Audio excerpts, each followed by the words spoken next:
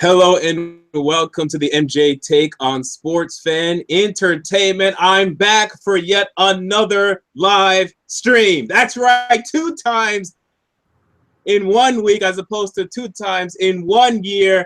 And I am honored to be joined here with Louie Tee of the Louie Tee Network. What's going on, Louie Tee?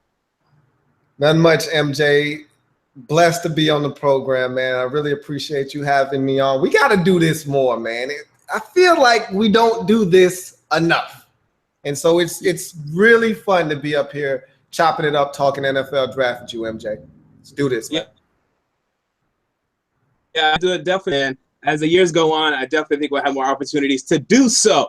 So we're going to start by talking about, to me, the hottest rumor out there, and that is that the Cleveland Browns are considering passing on defensive end Myles Garrett and taking quarterback Mitch Trubisky. Lou, tell me, how do you feel about this move? I think from the videos I've seen, you like Mitch Trubisky, but I'm not sure if you go this direction. What do you think about this rumor?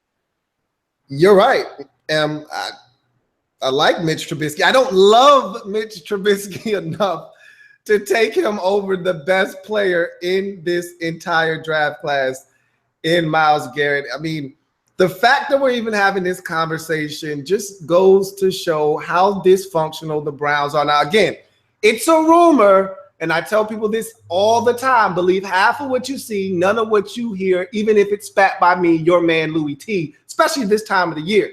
However, the fact that we're having this conversation is asinine, and I'm hearing that Hugh Jackson is the one kind of driving this whole narrative of wanting a quarterback at the top of the draft, wanting to get the guy that he wants at the position, whereas Sashi Brown and John D. Podesta and all those guys, they just want Myles Garrett. They want to be done with it and move on. To me, there's nothing to discuss here. There's nothing to see here. Everybody move on. You take Myles Garrett and you figure out the rest of that stuff later. You got another first-round pick. Find a quarterback then. If you don't like anybody that's there at the quarterback position, just take the best player available and figure it out at a later date and time. This isn't even up for debate. You take Myles Garrett and you figure out the rest later. Yeah, I tend to agree. I mean, I like Mitchell Trubisky as well, but I personally think if I was the Browns general manager, I'm looking to, number one, take Myles Garrett. We agree with that. I want to trade back into the top 10 and get another possible Pro Bowler, Malik Hooker or Jonathan Allen, whoever starts sliding down, maybe at that 6th spot to the New York Jets have been talking about, well, we want to trade down, maybe go back up there, take another Pro Bowler, and now you got 2 defensive studs on your defense, and then next year worry about the quarterback position. Because the Browns, they love this philosophy of let's just keep trading down, down, down. Let's take 5 wide receivers. Let's take Rashard Higgins, Jordan Payton, Ricardo Lewis, 5 wide receivers, and none of them are good. You need to start getting big-time players in Cleveland. Myles Garrett is that guy. Now, if you want to sit there and take Mitchell Trubisky overall, and you're going to be looking back for years saying, look at Myles Garrett, how good he is. Right. Look at Jonathan Allen, how good he is. Look at Solomon Thomas, how good he is. I mean, it's so Cleveland Browns. We have to discuss it because they might do it. But to me, the answer is clear. Take Myles Garrett. I mean, they just get in their own way. I mean, they just get in their own way. They had Carson Wentz there for the taking last season, could have had a quarterback in Carson Wentz, and they refused to take him. Instead, they wanted 5 wide receivers. So, I mean, Browns, that's just what they do. I can't believe it. Right. It's the whole money ball approach. Yeah, exactly. That's what it is. Hopefully they don't actually go this route. That would be ridiculous to me. So moving on from that, as we look at these quarterbacks and how they're developing, Davis Webb, this guy has been hot lately. Rumors that he could go first round. Now, I'm not believing all of this. It sounds like everyone's going first round. Everyone. There's going to be 64 first rounders this year. Yeah, exactly. It sounds like Patrick Mahomes going first round, Davis Webb going first round. I don't know if I buy any of that. I think 3 quarterbacks tops. That's it. That's tops. But how do you like Davis Webb? Do you think he should be a first rounder? And if so, who should take him? I don't think Davis Webb is a first round quarterback. I like the skill set that he has. He's a big guy. a big arm. He has confidence. I like that about him. Watched a ton of him at Cal. When you're on the East Coast, you get a lot of these, West Coast games. So I saw quite a bit of Davis Webb, and I thought he did some really good things, and there's a lot of things to like about him. I don't love the fact that he transferred a couple of times, but at the end of the day, I think he is the type of guy that you can develop. But when you're talking about a long-term development type of quarterback, you're not talking about a first-round pick. I just don't see him now. Mahomes is a totally different story. I definitely expect him to go in the first round. I think someone has already fallen in love with him. I'll be honest with you. I don't even think he gets past Arizona at 13, but that's another discussion for another day. With Webb, I just don't see him going in the first round. Now, I can see upwards of 5 quarterbacks because you know how this position is. You start seeing guys get pushed up the board, and all of a sudden, quarterbacks come out of nowhere and come off the board. But I think it's going to be 4 when it's all said and done. Kaiser is the last one I think that will go in the first round. Man, honestly, I think it's only going to be 3. Personally, though, I don't like Davis Webb very much. He's all right. If you're taking him in the first round, I think you're nuts, though. Right. Top of the second, maybe. Okay, then we can have a conversation. I mean, I still might not even do it there. I got to tell you, though, and I want to hear more about your thoughts on DeShone Kizer being a Notre Dame fan. He might go top of the 3rd round. This guy's stock lately, I'm not sure it's there right now. What do you think about DeShone Kizer, and what do you think about his stock? Because I think it's pretty low. It's plummeting. I will say this, but when I say plummeting, we have to put it into the context of the quarterback position. Plummeting is, we were talking about this guy going number 1 overall, or at least first quarterback off the board. I don't think anybody ever had him going over a Myles Garrett in this draft, but I liken it to, if you remember way back when the Steelers drafted the outside linebacker out of Georgia. His name escapes me right now, but Jarvis Jones. Yeah. Remember, going into the whole process, he was the number 1 guy, and everyone was talking about Jarvis Jones. And as that thing went along, he fell out of the top 5. He fell out of the top 10. He fell out of the top 15 until the Steelers took him whenever they took him in the late teens, early 20s. I see the same thing happening to Kizer. He goes from a top 5 pick to a top 10 pick to a top 15 pick to now probably the 3rd or 4th quarterback. I think, in my estimation, the 4th quarterback off the board, but still a first-round pick. I think a team that is looking down the line as a guy that can, like the Steelers, for instance, into the first round, being his mulling retirement, which we all knew he was going to come back. But once guys start talking about retirement, it's in their mind. You want to go ahead and get a guy that you can groom, knowing that you have a real starting quarterback in front of them that they can learn from. Kizer right now, me being a Notre Dame fan, I can tell you, I wasn't impressed with him as a leader. There were too many games last year, especially, that Notre Dame could have won, that he could have won us the game at the end, and he didn't. Now, grant you, the defense was god-awful in Notre Dame. He wasn't his best when the game was at its most crucial juncture. I did not like that about him. And you're hearing an NFL coach anonymously said that he's got diva qualities. I can believe that. When your head coach from college comes out and says, you should still be in college because you're not mature enough on or off the field, I think that's a very damning statement. And I think teams are starting to adhere to that. His stock is dropping, but I don't think it drops out of the first round. But see, I cannot believe this diva quality report. I mean, it depends how we're defining diva. I mean, perhaps he's a guy to where when they start getting behind or they start losing the game, he'll pout a little bit or he'll be a little sullen on the sideline. But well, when I hear diva, I think of like the TO, a guy that wants all the attention, all of that. And I really didn't see that aspect of it. But it shocks me because listening to him in his press conferences and his interviews, he sounds like he has a great head on his shoulders. He sounds like a guy that you'd want to play behind or play for and have a guy at the quarterback position. So I'm surprised to hear that. One of the things that I thought was fair with him, his mentality, there's issues there. I'm shocked to hear that. But, I mean, if that's the case, then I understand why teams are concerned. I tell you, though, I'm tied with Mitch Trubisky for the best quarterback in this class. I think if you're looking for short-term, pro-ready, I need someone now, like the Houston Texans, they need someone right now. I think the answer is Trubisky. if you're willing to wait, if you're the Arizona Cardinals, if you're a team that's willing to wait and develop a guy, Pittsburgh Steelers, New York Giants, whatever, I think DeShone Kizer would be better there. But if he has these diva qualities, man, I'm not sure how I feel about that because, I mean, you just don't want that type of Jay Cutler-esque guy, or maybe he's even worse than Jay Cutler for all we know. That really turns me off. I don't think he's that bad. When I hear like diva-like qualities, I think more along the lines of like an Aaron Rodgers. A lot of his teammates don't love him as a leader on that football team, but his talents are so great that it trumps all of that extra stuff. I mean, every time a guy leaves Green Bay, like a Greg Jennings, for instance, they don't have a lot of great things to say about Aaron Rodgers. I've never really heard anyone stand on the table and say, hey, Aaron Rodgers is a tremendous leader. We'll go anywhere. We'll jump through anywhere to follow him.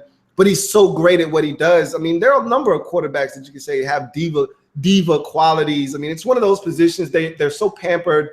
They get so much of the accolades. You know, when they succeed, when they fail, they get a lot of the blame. But at the end of the day, it's one of those positions where I don't pay too much attention to that. I just thought he had opportunities at Notre Dame, especially last year. Notre Dame, for as bad as they were defensively, that wasn't a 4-8 football team. And a lot of the blame falls at his feet because late in ball games, I could rattle off a few games where they had opportunities. He just didn't get it done. Yeah, I mean, we talk about certain quarterbacks being winners. They have that winning mentality, that winning quality. If we're talking about that, DeShone Kizer is a little bit of a loser. I mean, because there are times where he did not put his team win games. He did the exact opposite in the fourth quarter of a lot of these games. I hate to use that word, and I like him as a prospect, but he had a lot of losing qualities to him last year. Absolutely. I agree with you. All right. Yeah, so we move on from that, and let's move on to the running backs. Let's move on to Joe Mixon. You know, he continues to be a big story. Where would you take Joe Mixon? Do you like Joe Mixon? What do you think about Joe Mixon? So I have a first-round grade on Joe Mixon. If this was any other draft in any other circumstance, and we weren't talking about a guy with the past of a Joe Mixon, he's a first-round pick in my estimation. But if I'm any NFL team, I don't even think about drafting this guy in the first round because of this is the thing. If you're going to draft Joe Mixon, it's fine. I don't have a problem with it. I'm not one of these guys, don't draft Joe Mixon. I would love for my Redskins to take Joe Mixon in the second round because if you spend a first-round pick, the scrutiny that comes with a first-round pick, not only just for that guy to succeed, but the resource that you're devoting to this guy is tremendous. You're drafting a player that you are looking at to be a cornerstone type of football player. When you spend a first-round pick on a guy, if he's any good, he's at least going to be with your football franchise for the next 5 years because you're going to pick up that fifth-year option. So you're talking about a guy that's going to be one of the faces of your franchise. You don't want to spend that kind of pick on a Joe Mixon because you don't want to have to deal with the backlash that's going to come with the first-round selection of a guy like that. You spend a second-round pick, you're not spending as big a resource now. Second-round picks are the new first-round picks. But, again, you're not spending the type of resource that's going to garner that kind of backlash in the second round, in the third round. If I'm a team, I would definitely have Joe Mixon as a high priority if I need a back in the second round, but I could not pull the trigger on him in the first round just because of what that would mean. If you look at the track record of other guys in a similar situation, you're talking about Frank Clark, third-round pick of the Seahawks, or second-round pick. I think it was late second, early third. You're talking about last year's stud in Kansas City that just tore it up. That's a third-round pick, okay? And he had a lot of talent.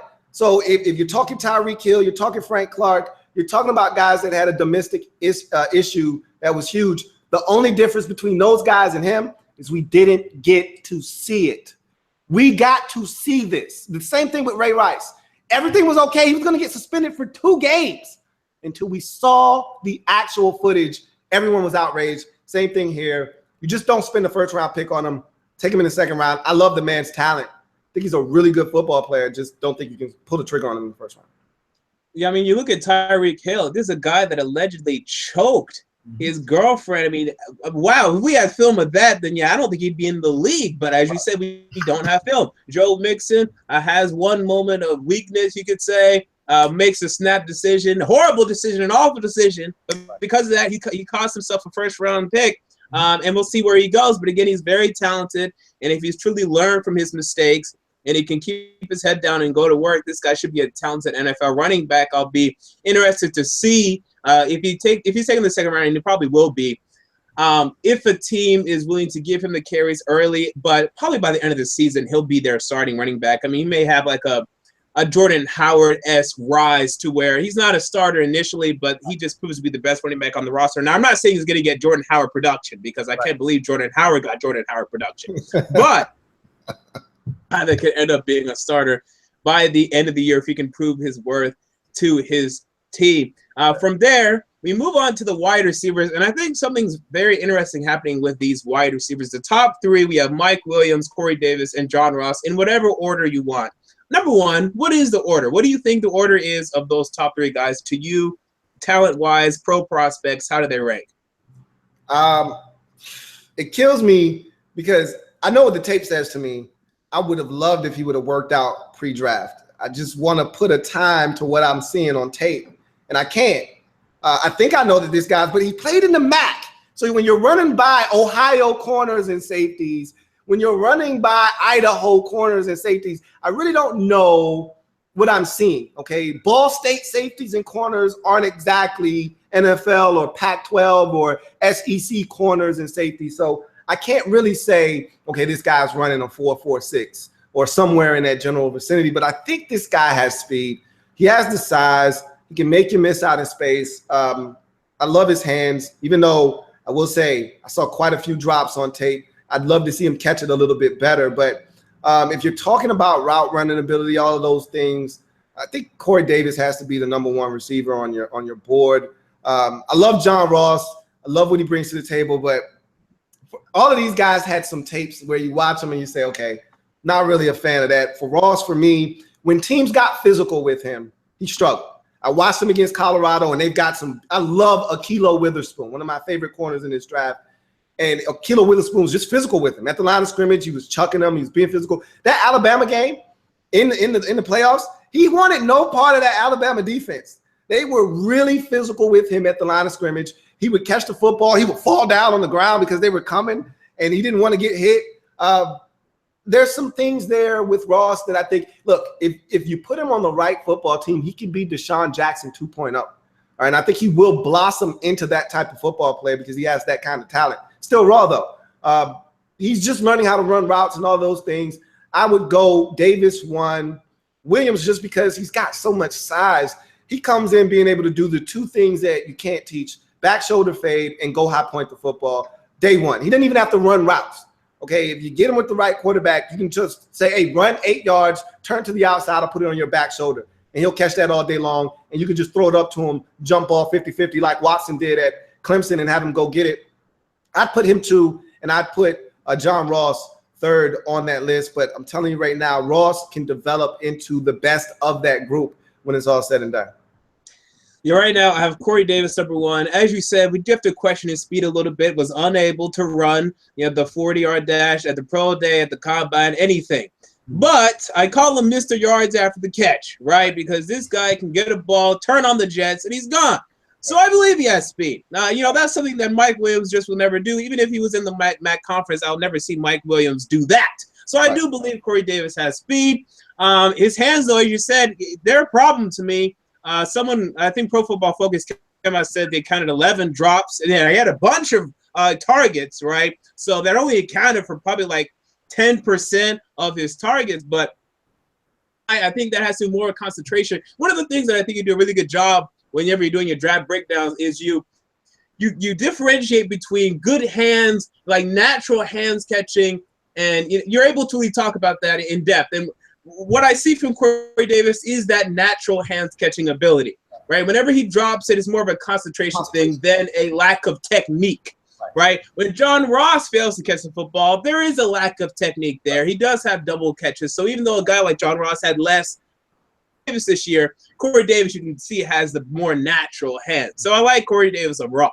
Now, when we were distinguishing between Mike Williams and John Ross, as you said, Mike Williams has a fantastic ability to catch that back shoulder fade, and he has some more routes to his arsenal, and that's great. I like John Ross's pro potential a little bit more. I think if this guy is able to refine his skills, and he's not that far off. I mean, the guy, I think, is already a pretty good route runner coming out of college. If he continues to trend upward as he is, I think he could be absolutely incredible. I think he could break a couple of ball games, win games for you, and be a huge impact, big-time player. And I said this way before the 40-yard dash that blew everyone away. I knew he was special. This is a guy that, even at times at Washington, Jake Browning, I mean, this guy would underthrow John Ross. Can someone arrest Jake Browning for this criminal underthrow? John Ross is gone. Okay, and he has to stop and wait, and then he has to make people miss to try to run into the end zone, and he still does it because he's great. But Jake Browning didn't even help him out. So I like John Ross more than Mike Williams in terms of pro prospects. Now, Mike Williams would probably have more yards rookie year, so don't come on here after rookie year saying Mike Williams had 900 yards, John Ross had 700, Mike Williams is better forever. That's it. No. Give it 3-4 years. I think John Ross will be the better wide receiver, but I still like Corey Davis to be the best from this draft class. So with that said, with those rankings, personal rankings, but what do you think the order of them being drafted will be?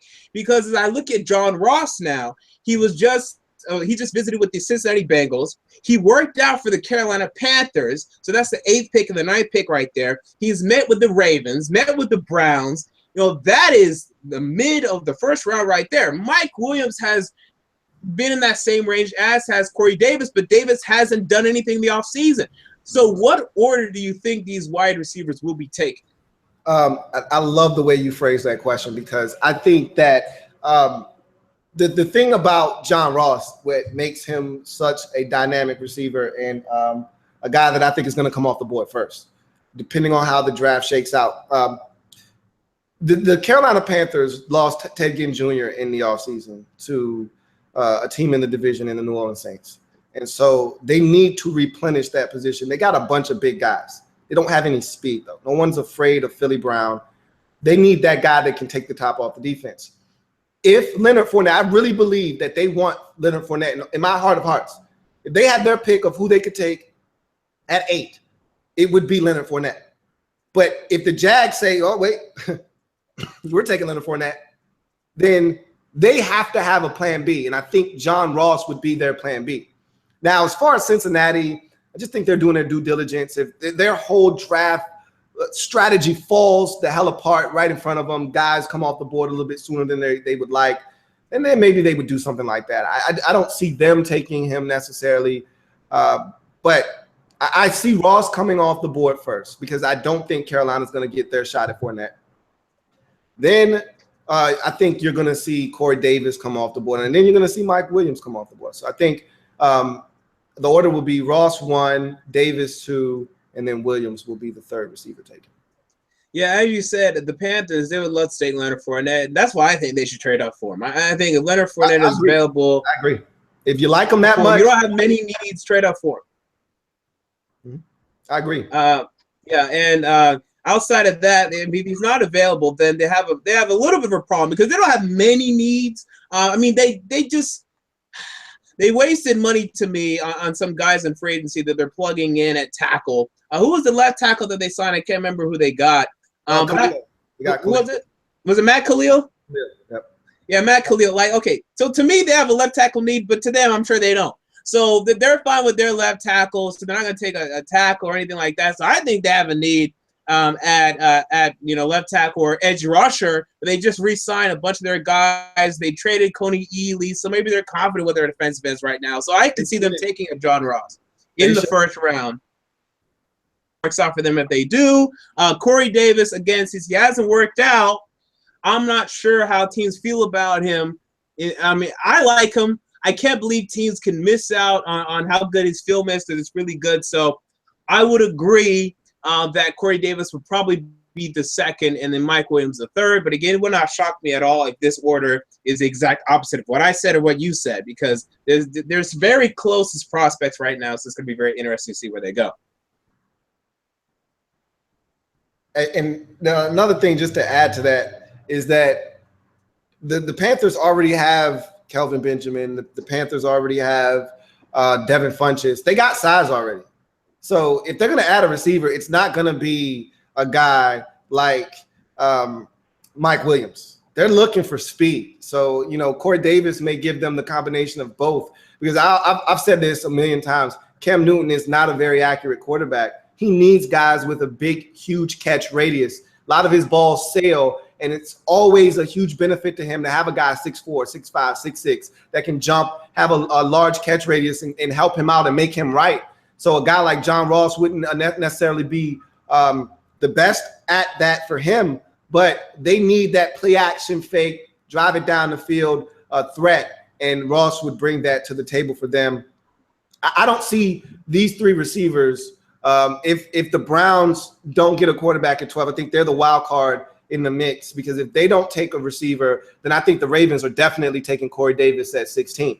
But if the Browns say, hey, Corey Davis is ours at 12 and Ross is already gone at 8, then do the Ravens say, we want Mike Williams, but you got a bunch of big guys, you need speed?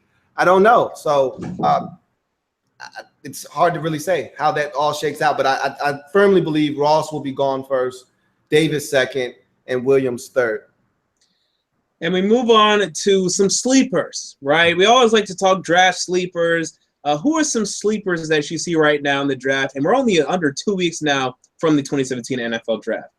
I've given you one guy that I really like. I love Ahkello Witherspoon, long 6'3", 200-pound corner out of Colorado. That Colorado secondary is really good. Awuzie is another good corner out of Colorado. Their secondary was really good. I watched them a number of times, watching Juju Smith-Schuster, watching John Ross. They played against some of the better receivers in the country, and those guys held their own. I love Marlon Mack, the running back out of South Florida. Another one of these guys.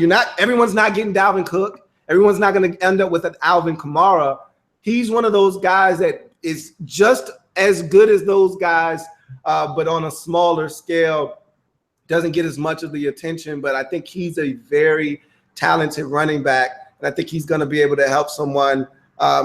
There are some guys in this draft that, because of how deep this draft is, that you're going to see some of these guys get pushed down. There's going to be some value picks, guys that have been injured, like a Jake Butt out of Michigan at the tight end position, which is a really deep tight end position. Gerald Everett is another guy that I don't think a lot of people know about, out of South Alabama at the tight end position, that I think is really, really talented, has a lot of the things you're looking for, and again, extremely raw. This is a guy that's a basketball player, okay, that is just really starting to scratch the surface. Transferred over from UAB when they got rid of that program. Really impressed with what I saw with him. And so I think he can get better at blocking. He's willing to block. Is a phenomenal hands, great after the catch. You want to talk about Corey Davis getting yards after the catch. Of all the tight ends, and there's some athletic freaks at the position this year, to me, he's the best at making guys miss out in space and getting yards after the catch. So those are just a few of the names. I like May, the safety out of Florida, ran really, really well at his pro day, faster than I thought he was going to run. Another one of these guys, and if you've looked at the Florida defensive backs over the last couple of years, they've been really impressive in the league, whether you're talking Hargraves or you're talking about Keanu Neal last year, undrafted guy that the Falcons got at the cornerback position. He played well for them.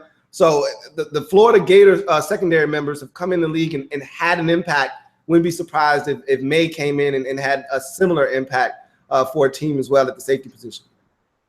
Yeah, I like a couple of these wide receivers. I like Taywan Taylor out of Western Kentucky.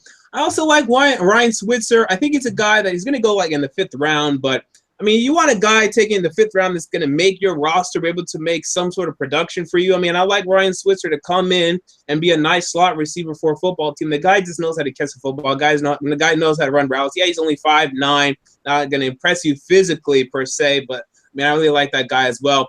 I also like Samaje Perine as a potential day 3 pick. I know he had the very unimpressive 40, but as a day 3 pick, you bring him in, and this guy could develop into a guy that could give maybe like 12 carries a game, and then he's able to get some good production for you. As long as you compliment him with probably a better back, but I like P. Ryan in a role in the NFL. Out of those guys, there are some guys that I like at corner. This isn't really a sleeper, but it's a guy that people, to me, are really too low on. We were talking about Marlon Humphrey potentially being a second-round pick. I think this is nonsense. I really love Marlon Humphrey as a first-round pick.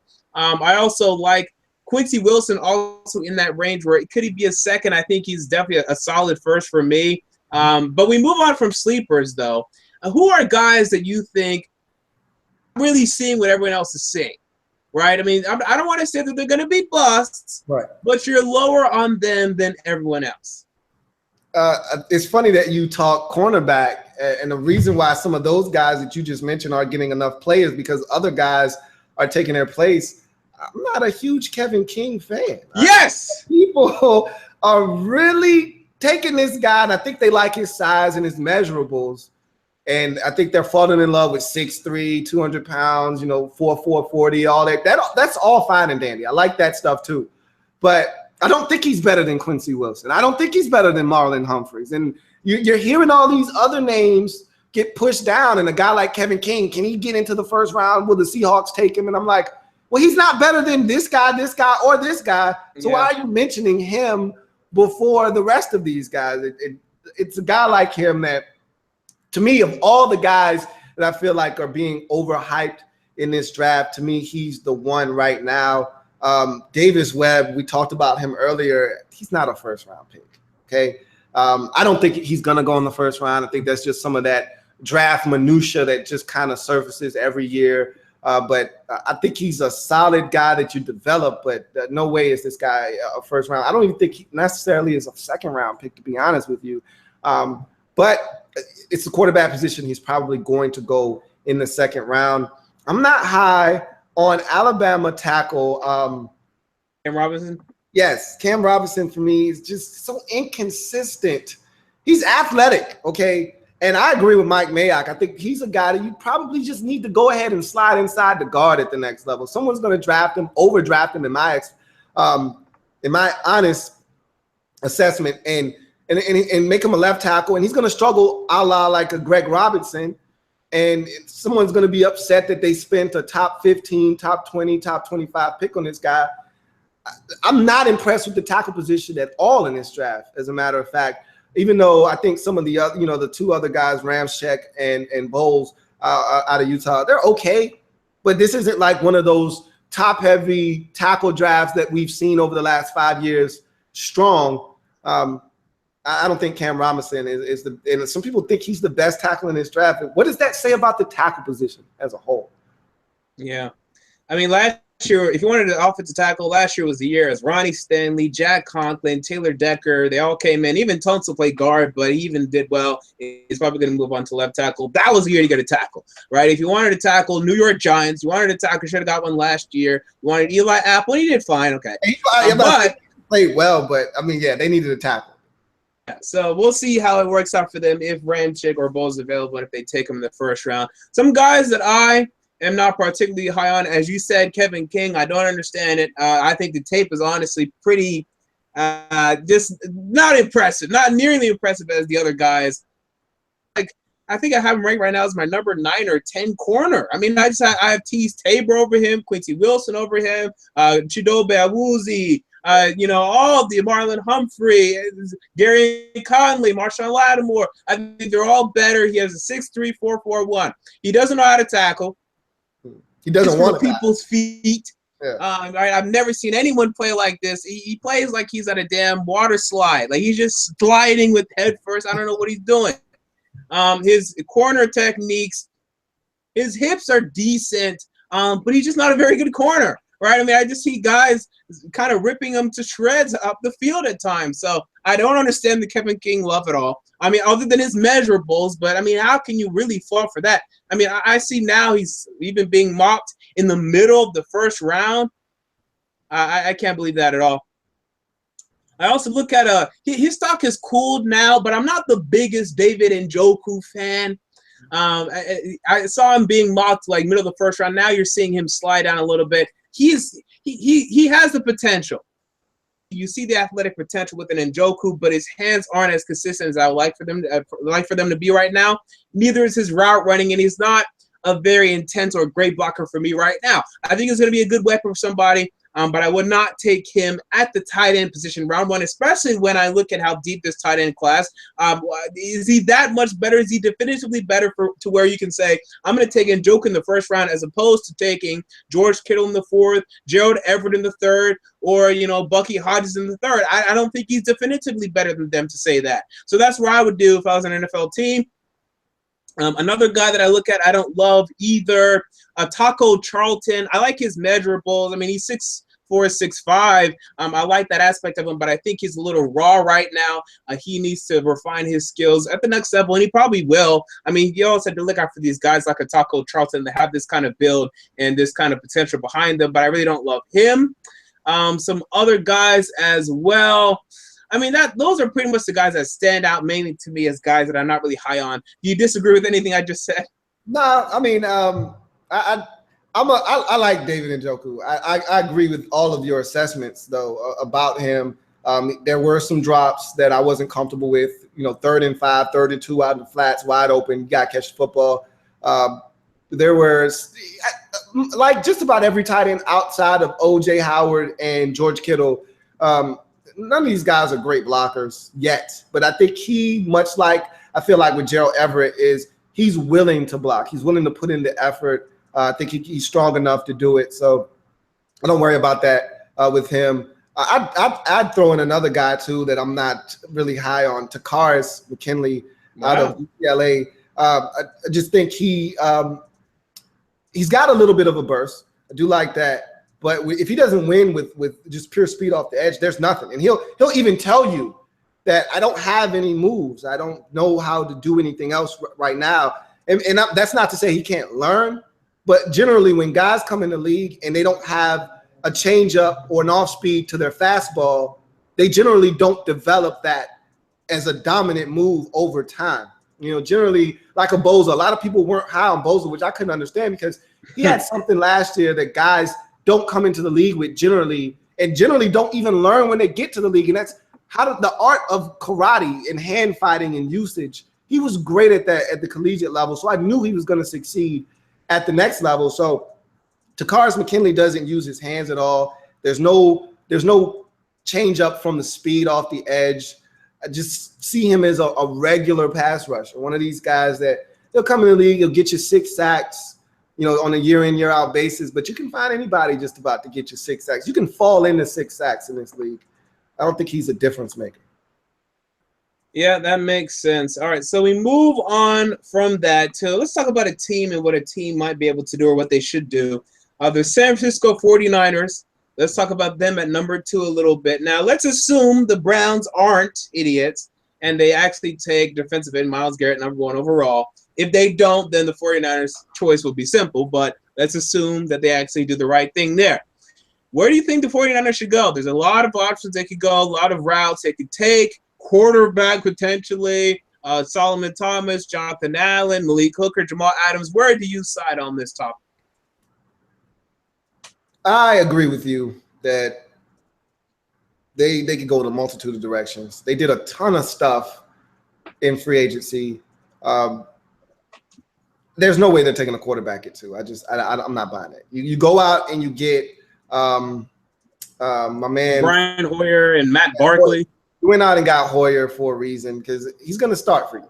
Okay, he's your stopgap. You're waiting on Kirk Cousins. That's essentially what the 49ers are doing. They're waiting out. They're playing a waiting game. They're waiting on Kirk Cousins to become a free agent. The Redskins don't want to trade him to them, and they don't want to give up their 2nd overall selection, which is what the Redskins are probably asking for, which they don't want to give up. Which is fine. They're like, hey, we don't have to give you anything. You're going to have to give him up next year. So they're just going to wait. So they're not taking a quarterback at 2. They're gonna take an edge rusher. They need pressure on the quarterback. They don't get enough of it. It'd be nice to take a safety, but how many times can you take a 1st-round safety? Jimmy Ward, corner safety, whatever, Eric Reed. How many of these guys can you continue to take year in, year out? You're either taking a defensive lineman or you're taking a safety or a corner. They got to go and get some pressure on the quarterback. Ahmad Brooks is like 89 years old, and he's still the best that they got. I like Aaron Lynch. I don't love Aaron Lynch. You got to get to the quarterback, whether that's Solomon Thomas or someone of that nature. You just got to find a way. They would love to get Myles Garrett. That would really solve that problem for them. But they got to do something. And I'd hate to see them spend their pick on a defensive lineman, honestly, because Eric Armstead, you went and got the other one last year. DeForest Buckner, yeah.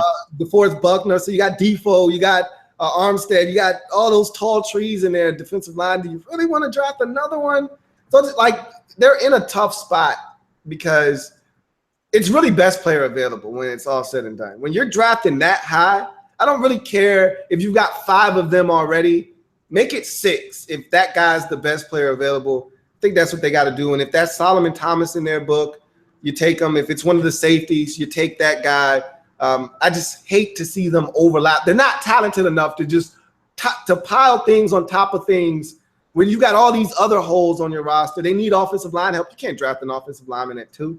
So if I were them, I'd just take Solomon Thomas or whoever I deemed the second best player, whether that's Jonathan Allen, Solomon Thomas, or whomever, safety, Hooker, Adams, whomever you like there, you take them and you keep it moving. Yeah, I mean, this team currently moving to a 4-3 defense under their new defensive coordinator, under their new regime, and defense is going to be interesting. I think this transition is going to be a very interesting transition as Buckner and Armstead, like you said, 2 tall trees over 6'7", both of them, I think. Finding a particular role for both of them is going to be tough. I think you've already, to me, put yourself in trouble there. I'm taking Solomon Thomas. I think he can fit on that defensive line. He could play outside and inside for you, play a Michael Bennett type role. If you want to build him up and have him play 3 tech like Aaron Donald, do that. If you want to slim him down a little bit, play a little more outside, that's fine. I think he just eats. I think the guy knows how to eat. I think he finds success consistently, and I think he can fit on that defensive line with DeForest Buckner, but that would probably screw over Arik Armstead because I think he and DeForest Buckner would not be able to stay on the field at the same time with a Solomon Thomas. I think that'd just be a tough thing, but I don't know if you have a really big choice here. Now, you could take one of the safeties as well, where they're playing Eric Reed right now. They're not really sure. I heard John Lynn saying, well, we can play him as strong safety. We can play him as free safety. We can play him here or there. I don't know about that. So it depends which safety you prefer. I prefer Adams over Hooker. I know Hooker has the incredible ability to pick the ball off, but I like Jamal Adams' overall game better. So I will look at Jamal Adams, but we'll see where they could potentially go in just under 2 weeks now. The NFL draft is vastly approaching. So with that said, we're going to open up to the fans. All right, you guys can ask us questions in the live chat, and we will answer them. But before we do that, while you guys are doing that, I just want to talk about one little thing real quick. So Dalvin Cook, this guy's been falling down draft boards reportedly. What do you think about that? Because first, I think it's ridiculous. I think Dalvin Cook is incredibly talented. I think he could be a really impact running back for years to come in this league. What do you feel about Dalvin Cook? I said thanks because I really think the Redskins want to draft a running back, and if teams want to allow him to graciously fall to us at 17, that would be excellent. Thank you. Please allow this to happen. I really think that this is one of those draft rumors that one of these teams started. And I threw this example out on my Wednesday program in the draft room.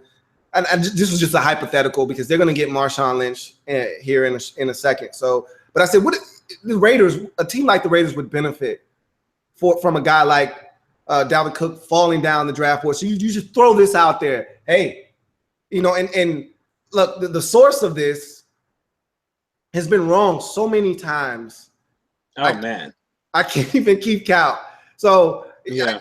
I tend not to believe what he says, but obviously someone told him this. He wouldn't have just said this without someone telling him this. So some team told him this, and he ran with it. And it could have been to their benefit to put this out there. Hey, man, he's falling down draft boards.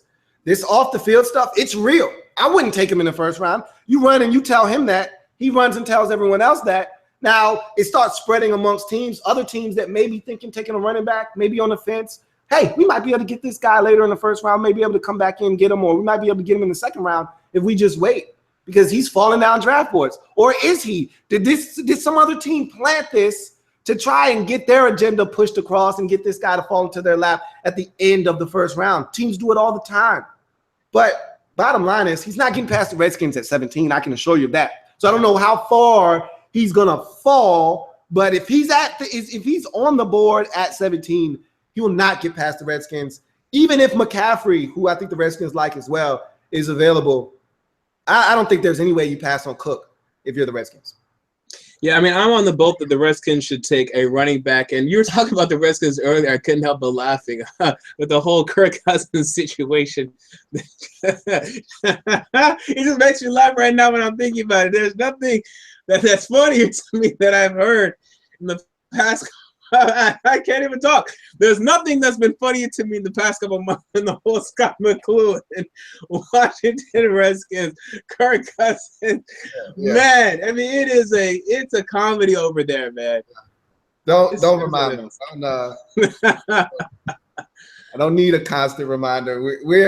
I had a video earlier in the off season where it just basically shows you what it's like to be a Redskins fan. We do this every other year, it seems like. They've done some things since then to kind of balance out the offseason, but it's been a mess. It's the Redskins. It's what we do. We can't, for the life of us, figure out how to be a stable organization, how to leave the past in the past and not be our own worst enemy. There's a running joke in the Redskins organization.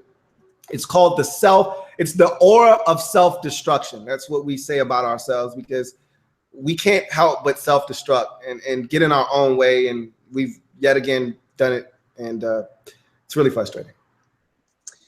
Yeah. And with that said, we now move on to the viewer questions. We start with Dino Charge Thunder Reviews, who says, who do you see happening with Tennessee at 5? I think he says, like, what do I see happening with Tennessee at 5? So I'm the Titans fan. I'll tell you this. Okay, so the Titans released Jason McCourty over the weekend, or not over the weekend, over the week. I think it was on Thursday. And everyone believes, okay, now they're taking Marshawn Lattimore. It's over. That's it. Let me tell you, and I know this now after watching John Robinson after one draft, don't think you know what he's going to do. I mean, that's a very dangerous thing to do. Our needs at wide receiver and cornerback were prevalent and obvious last year. I mean, I was like, man, we need a wide receiver. We need a cornerback. We need a wide receiver. We need a quarterback. I remember begging this team to take Michael Thomas in the second round, begging this team to take Kendall Fuller in the second round, and they didn't, right? They took a corner. They didn't take a corner. They took a defensive lineman, 2 defensive linemen, and a running back. And I was like, what the hell? Now, the running back ended up being pretty good. The defensive lineman to be determined. So do not believe that for sure this team is going to take a cornerback, this team is going to take a wide receiver. They could take neither, move on, take a Hassan Reddick at number 18, or take at number 5, Jonathan Allen. And you're like, what the hell? We have these needs at wide receiver and corner. Apparently, John Robinson doesn't think those needs are very important thus far in his GM regime. Now, I mean, again, that could change, but don't think that's obvious. Now, with that said, talking Marshawn Lattimore. So I do have Lattimore going there. I do have the Titans taking Lattimore, but do not believe that this is in the clear that it's gone. If they like Hooker better, if they like Adams better, if they like Allen better, they're going to take them to me. And it wouldn't shock me in the least. John Robinson is not a guy that's like, we have this need, we're going to take this need, take him, and then move on. He goes by his board. That's what he's going to do. So with that said, we move on to the next question. KMR TV asked for both of us. I'll let you answer this one first. What should the Chargers do if Malik Hooker isn't there at number 7? Well, that's a really interesting team as well, because you look at all of the different things that the Chargers need. They need quite a bit of stuff in San Diego. Safety, definitely. I'd love to see them get a receiver. I don't know if you want to spend your 7th overall selection, but if you keep looking at the way that they're set up at the receiver position, it's not that great, especially with Keenan Allen getting hurt every single year. and then you being left with all of these no-name guys having to carry the slack. That's a dangerous proposition. I look at this team, and I think they need defensive line help. So I would love to see them get their hands on a guy like a Jonathan Allen if they could, if he were to slide. I don't know if he's going to slide down that far.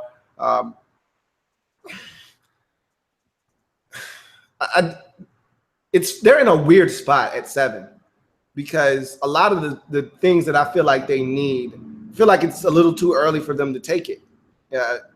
I'm always a huge proponent of, hey, look, get your guy when you feel the need to get your guy. We love putting a number on a guy. Well, you shouldn't take this guy into this spot. Who gives a shit at the end of the day? All right, the Redskins took Brandon Sheriff at 5. They thought he would be a tackle. He's a guard. He's a Pro Bowl guard. Who cares we took him at 5? Who cares? He's a Pro Bowl player. If I'm the Chargers, receiver is a need. Defensive line is a need. I'd really like to get a safety, like he said, but if Hooker's not there, if Adams, I'm an Adams guy, first and foremost. So I would prefer Adams over Hooker. If neither of them are there, then I think you need to go to the defensive line. You need to go ahead and take because if both of the safeties are gone, then a guy like Jonathan Allen is probably going to be available. So I think you need to go and take a guy like Jonathan Allen. You need to get to the quarterback. They were in too many shootouts last year. I mean, your Titans went up to San Diego. How many points did you guys score? 35. Yeah. I mean, there were too many shootouts last year. They couldn't get off the field on third downs. And I know they had a slew of injuries.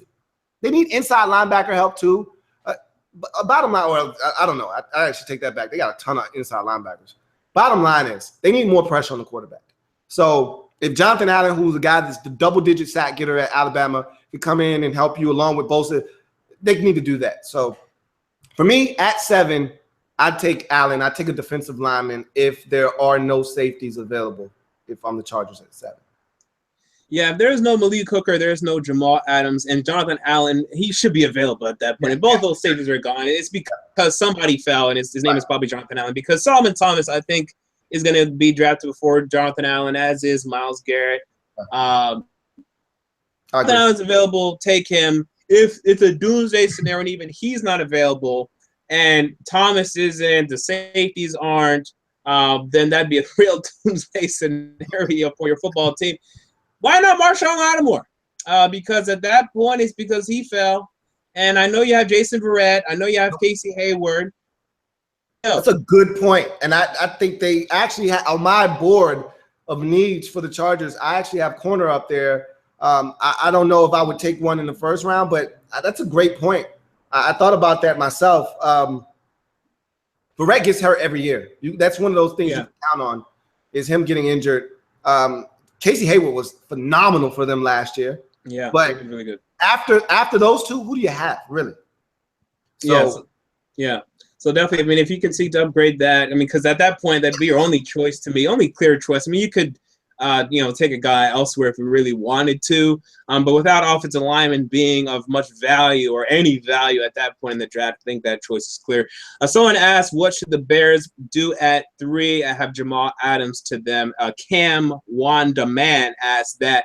To me, again, I have Jamal Adams going there as well. He should be the choice to me. He's very good. Adrian Amos, I know he plays a little strong, little free safety. Put him at free safety. Let him stay there. They've been looking for a strong safety for years. They took Deion Bush last year. It didn't really impress me. They've had Harold Jones-Cordy there. Solidify that strong safety position. And this Bears defense, if they could somehow stay healthy, I mean, and that's just a big somehow because last year they were just decimated with injuries. But if they have a Jamal Adams and they stay healthy, this could be a top 10 defense next year.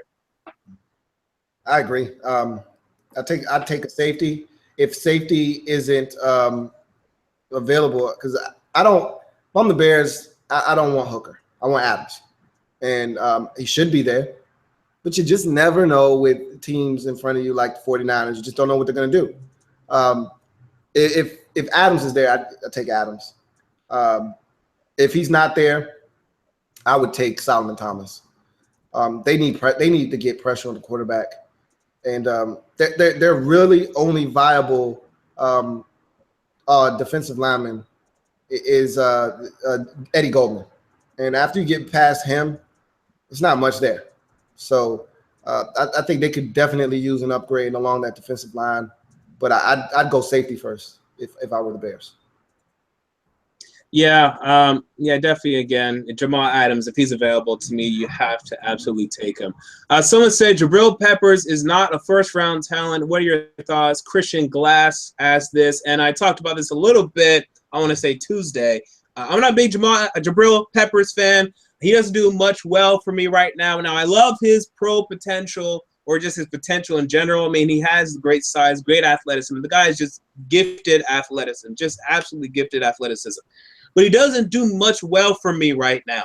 And his role at Michigan wasn't clearly defined, so you have to project him at the next level and say, can we develop him to who we'd want to be? I overreacted a little bit that day. I said I wouldn't take him until the third. Now that I think about it, no, I would take him the second because he is a guy to where he has so much potential. I mean, this guy could end up being a top safety in the NFL if you can harness that potential and make it come out of him. So I would take him in the second, but not the first, because to me, there are so many guys in the first round that you can take that are already doing very well at their own positions. They're already developed, already refined, and they're ready to go. What do you think about that?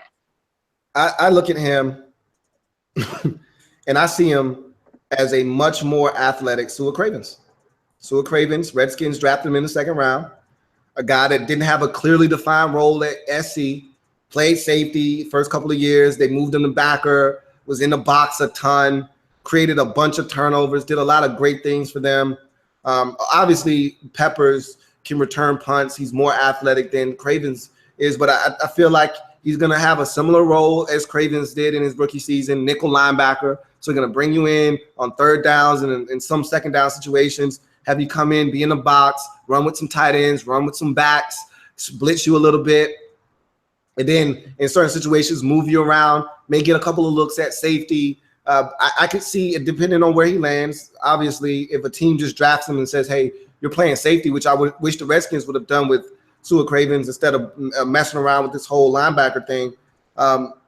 He may go somewhere and they may say, hey, yo, look, you're our starting free safety. So be it. But at the end of the day, I look at this guy. I don't necessarily love all of his. I don't think he's a great tackler. I think he's physical. I don't think he's the best tackler in the world, though. So for me, he's a second round pick. I think someone's going to take him in the first round, though. Wow. Yeah. I mean, it definitely looks like he's going to go in the first round, but I'm surprised actually you agree with my assessment. I think everyone's coming around to saying this. Jabril Peppers just looks like a second rounder. Doesn't have everything ready to go that you would like. Someone asked, Tide V2 asked, Cowboys bigger need defensive end or secondary? And secondary mean corner, right? Because their strongest safety active position right now is of need. They lost Barry Church, and did they lose J.J. Wilcox as well? They did, I want to say, to the Tampa Bay Buccaneers. So, yeah, they can go corner or strong safety. Defensive end is also a need. I would say corner, because although you do have Anthony Brown out of Purdue last year, came in, did all right, I'm not sure he's ready to take that number one mantle. So I would say secondary. What do you say, Lou? As a Redskins fan, I know the Cowboys very intimately, so I can tell you firsthand that they need to get a defensive end first and foremost. That is the biggest need for them, because let's face it, if you have a suspect secondary, what is the best way to offset that? Get to the quarterback. If they can get a pass rusher to get to the quarterback, and that's why they're so hurt with Gregory every year getting suspended, because they don't have a guy that can get to the quarterback. Look, this draft is so freaking deep at cornerback. It's not even funny. You can get a quality corner in the third, in the fourth round in this draft. Hell, they need multiples. They lost both of their starting corners. All right, so they could use multiple corners. I'm not saying push that need down the draft board just because you can. It's a deep draft. I hate when people say that. It's a deep draft. But the more pressing need for me is pass rusher. And as you get deeper and deeper into the draft, you're going to find it harder and harder to get a quality edge rusher. If they were in the middle of the second round, I'd say you probably can still get you a quality edge rusher. They're late in the second round. I don't know if a Carl Lawson from Auburn is going to still be available by the time you get all the way to the back end of the second round. I love Terrell Basham out of Ohio. Okay, I would love my Redskins to take him in the second round. Will he be around for the Cowboys at the back end of the second round? I highly doubt that. You need to attack the edge rusher position first. There will be corners, I guarantee you, at the back end of the second, the back end of the third, for you to take, and guys that can come in and start right away. So you could probably get an Adoree Jackson in the second round. He may still be around for you in the late second round. I mean, you're not going to get a quality edge rusher, to me. Not the type of guy you need to come impact your team right away. Lavish Life asks, first round pick prediction for the Lions. And he also says, have you guys actually watched Jabril Peppers, or have you just seen the highlights? Well, of course we've watched him, because that's why we're saying he's a second round pick. If we turn on the damn highlights, we'd say he's a damn top 5 pick, right? I mean, the highlights are great. The problem is the play-by-play isn't great. But as it pertains to the Lions and what they're going to do in the first round, I don't know. You know, these teams in the middle of the first round, there's so much uncertainty. Hell, there's uncertainty with the number 2 in the damn drafts. We don't know where the hell they're going to go. So how the hell am I supposed to know what the Lions are going to do at 21? Now, I will tell you this. Pass rusher, corner, those are your most likely options. I'd say linebacker, if Hassan Reddick is available, you like Hassan Reddick. All those are viable options to me, but I can't pinpoint at 21 and tell you who they're going to take. And now I'll come out with a mock draft. I'll mock something, but even the odds of that being right, I'd say, are less than 5%. So we'll see what the hell the Lions do, but I really don't know. I agree with you. I think it's corner first. If there's a guy that knocks your socks off at the linebacker position, you go there. They need receiver help. Is there a guy that you love at the receiver position? Maybe you go there. To me, the biggest need is corner, though. When Darius Slay went down last year, there was absolutely nothing behind him. You can't afford to have that happen again. I actually think that they're going to take a running back at some point in the first 2 rounds. If a guy like Christian McCaffrey is there and you like him, I just don't see how he's a great fit when you already have Theo Riddick. To me, they're one and the same. Why would you do that? To me, that's doubles. You're taking the same guy already. But if it's a guy like, say, a Dalvin Cook slides, maybe that's the guy that they decide to take. I don't know, but I feel like running back, receiver, corner, and inside linebacker are all positions of need for the Lions. Yeah, a lot of positions of need there for that football team. What are some good questions here? You guys got to up the questions a little bit. Come on, you guys got being a little weak with the question game today. Someone asked John Ross to the Ravens. Now, here's the interesting thing about this.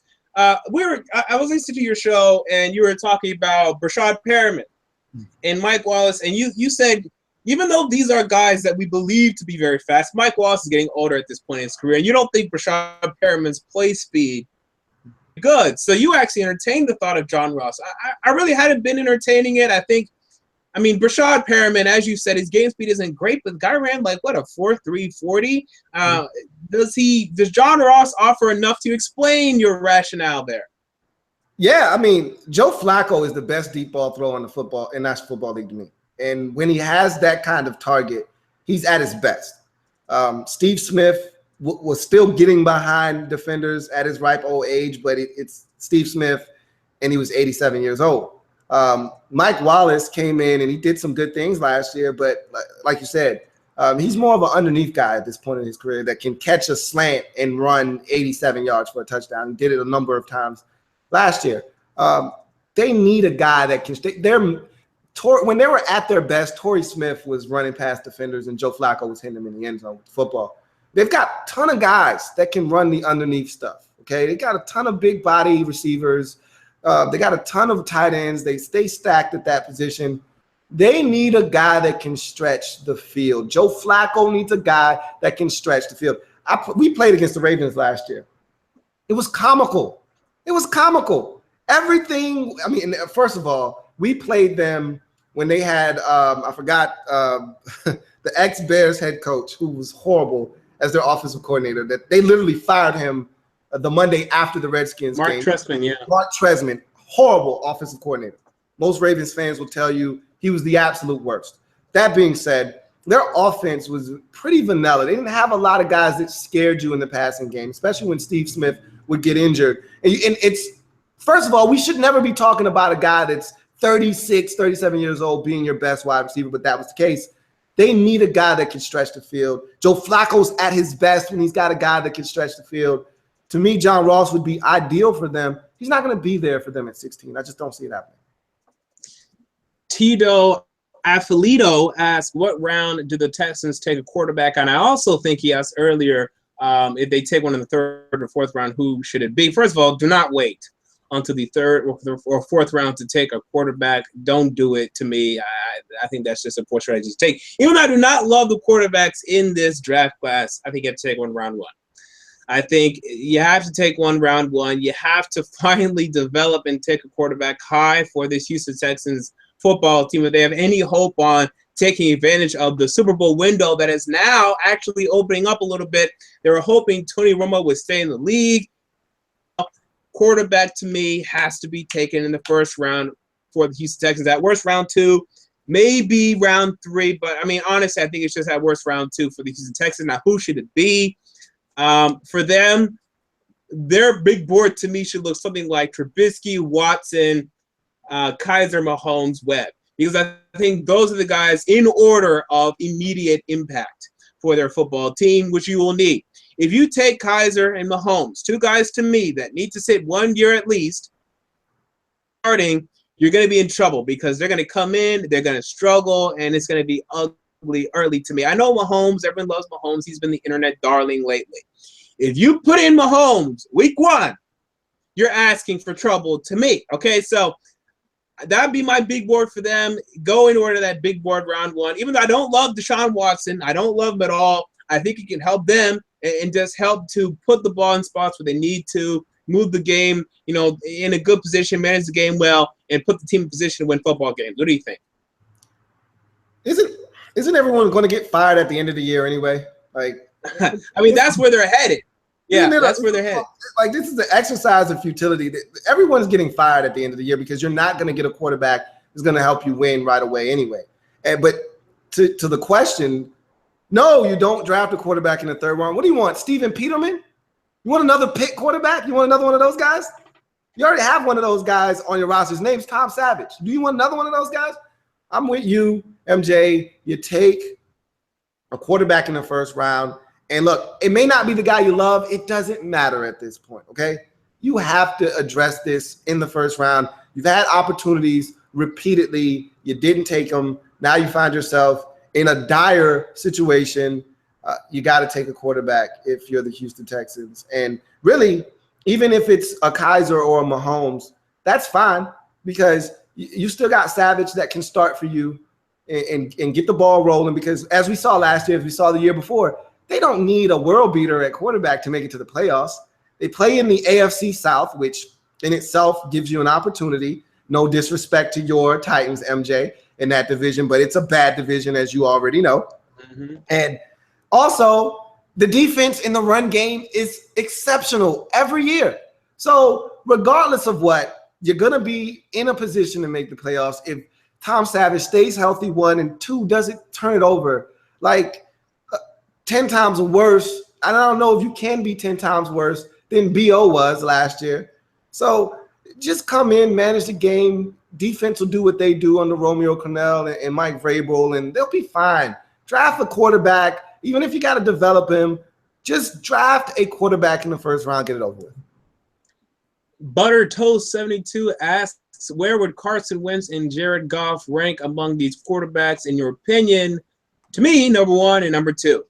People want to look back on Jared Goff now and say, he was always a terrible draft pick. He was awful. Now, I don't think he should have went number one, but the guy had first-round talent. I mean, go back and watch the tape. He had first-round talent. And I think he's a better prospect at the time than all of these quarterbacks to me. Although he is close to me, I would have him just barely over Trubisky right now. So I'd have Carson Wentz 1, Jared Goff 2, Trubisky 3, Kaiser 4, and et cetera.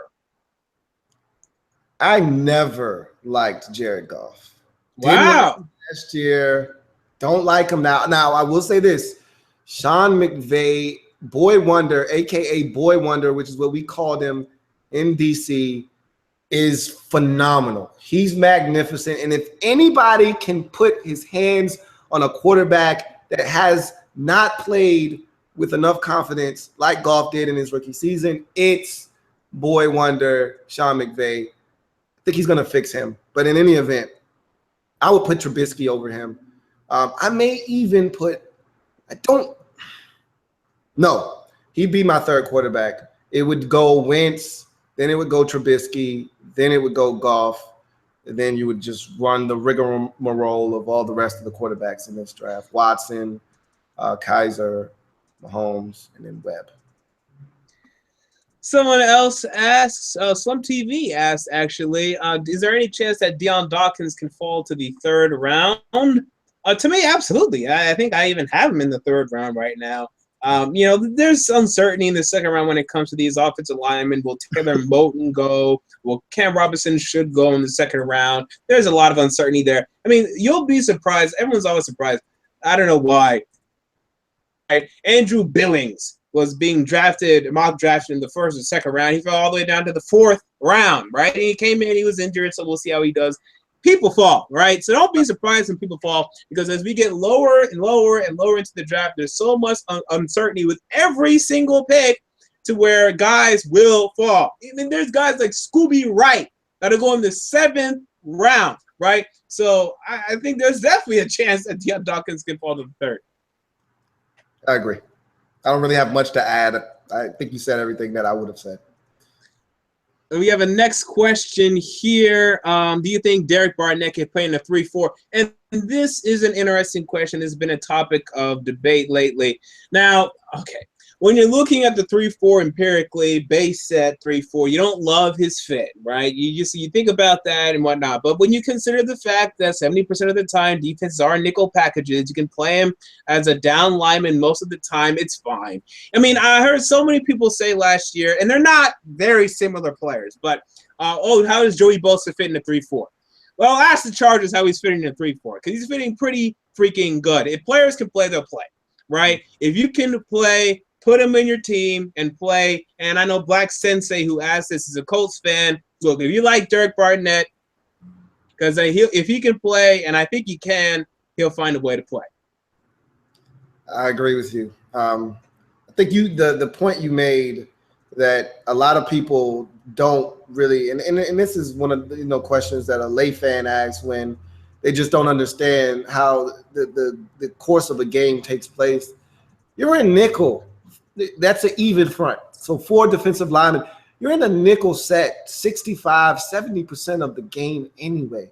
You're rarely in your base set. And the way that the league is going, teams come out in 3 wide receiver sets, first play of the game. You know what I mean? Like, you're in a nickel right off the bat. I mean, a guy like Derek Barnett, one of the pure pass rushers in this draft, you take him if you need it. And you said this was a Colts fan. You need a pass rusher. You can't afford to take any more Bjorn Werners, okay? You need to get in a legit pass rusher on your football team. You can't continue to be cheap. And I love the fact that they went out and they spent on Jonathan Hankins. I wish the Redskins would have went out and spent money on a real defensive tackle instead of going and getting guys out of the bottom of the goddamn discount barrel, as we always do with our cheap-ass general manager. But they went and spent money on Hankins. They need to revamp that defense. Stop spending money on Trent Coles, who are 87 years old. Go get yourself a real pass rusher. Derek Barnett will be exactly that. Now, I don't know if he's going to be around at 15. I think the Colts are at 15. Yeah. Don't know if he's going to be around at 15. All right. I can see the Saints taking him at 11. But bottom line is, if he's there, he makes a lot of sense for a team that struggles defensively to get to the quarterback. I'd say you take Barnett and you figure out the rest later. I agree with that. And with that said, we're going to wrap up the show now. Again, thank you, Louie Tee, for joining me. Guys, if you haven't subscribed yet, the link is in the description box. Go subscribe to Louie Tee. Go subscribe to the Louie Tee Network. Go plug your stuff, Lou. Tell them where to find you. Man, I appreciate it, M. I, of course, am on YouTube. Louie Tee Network is the channel. I'm right now currently in the smack dab middle of my Draft Prospects 101 series, breaking down as many of the top prospects in this upcoming draft as we can get through. The mock draft is coming here shortly. I'm on Twitter at In the Lab Room, IN in the THE Lab Room, LABROOM on Twitter. I'm on Instagram. It's ITZ, me, M-E, Louie Tee. On it's me, Louie Tee, excuse me. It's me, ITZ, me, Louie Tee, on Instagram. On Facebook, In the Lab Room is the Facebook page, so go ahead and like that. Just type in Louie Tee. Generally, you'll find me anywhere. Yep, go subscribe to him. Go check him out. And with that said, one last thing for all of my fans out there. We're currently at 9,988 subscribers. We're 12. Get that man to 10,000, man. Get them there. We Get always me there. All right. If you haven't told your friends, if you haven't told your family, let's get it today. Let's just get it done. Let's get it over with. Let's get to 10,000. Go tell your friends. Go tell your family. Go tell your mom. Go tell your brother to subscribe to Sports Fan Entertainment. This has been the MJ Take on Sports Fan Entertainment. I will be back Monday because right now I have a bunch of crap. As soon as this video ends, I have a bunch of crap to do. All my life is going to be hell over the next 48 hours. But then after that, I'll be back for mock drafts as I'm doing for as many teams as I can. I have a bunch of people who have been making NBA videos on my channel lately. Things are popping over here. They're going to keep popping. Just give me 48 hours to work, and I will be back. Thank you all for checking out this 2017 NFL Draft Pick with me and Louie Tee. And until next time, peace.